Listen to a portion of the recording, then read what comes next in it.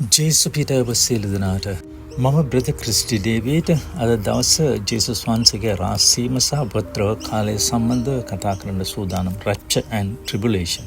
මේ පොළවේ අවුරුදු 7ක උපද්‍රව කාලය පටන් ගන්නට පෙර අන්දු ක්‍රිස්තු විසින් ජේසුස් මේ පොළොවට ඇවිත් ඔහුගේ සෙනග සියලු දෙනාව ඇදගන්නම ආකාශයට එළිදරව් 3:10 ඉතා පැහැදිලිව සඳහන් වෙනවා.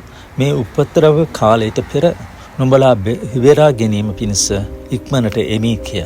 පළවෙනි තෙසලෝනික පොතේ 4වෙනි පරිච්ඡේදයේ 13 සිට 18 දක්වා කියවද්දී තවද සහෝදරයනි බලාපොරොත්තුවක් නැත්තා වූ අන් තැනැත්තන් මෙන් නුඹලා ශෝක නොවන පිණිස සැතපෙන්නගෙන නුඹලා නොදැන සිටිනවාට අපි නොකැමැත්තමු.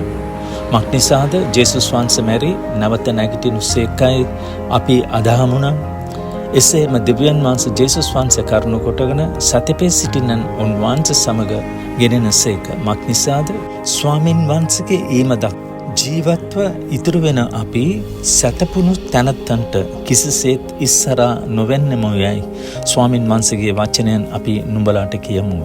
මක්නිසාද ස්වාමින් වහන්සේම මහා ශබ්දයක්ද උත්තම දේවදූතයන්ගේ හඬද දෙවියන් වහන්සේගේ හොරණ නාදයක්ද ඇතුව ස්වර්ගෙන් බස්නාසේක. ක්‍රිස්තුස් වහන්සේ තුල මලා වූ අය පළමුවෙන් නැගිටින්නෝය. එවිට ජීවත්ව ඉතුරුව සිටින අපි එක විටම ඔවුන් සමග ස්වාමින් වහන්සේ සම්මුඛ වෙන පිණිස බලාකුළු වලින් අහසට ඇදගනු ලබන්නෙමුව.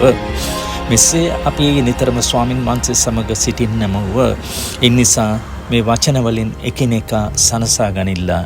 හොඳටම මතක තියාගන්න, අන්තික්‍රිස්තුගේ පාලනයට පෙර උන්වහන්සේ ඇවිත් උන්වහන්සේගේ සෙනගව ඇදගන්නවා. අපි නැවත ඊළඟ මැසේජ් එකේදී හම්බෙමු. මේ මැසේජ් එක ලයික්, ෂෙයා, සබ්ස්ක්‍රයිබ් කරමින් කමෙන්ට් කරනවාට ස්තුතියි. ජේසුස් පිටයි සිල් දනාට.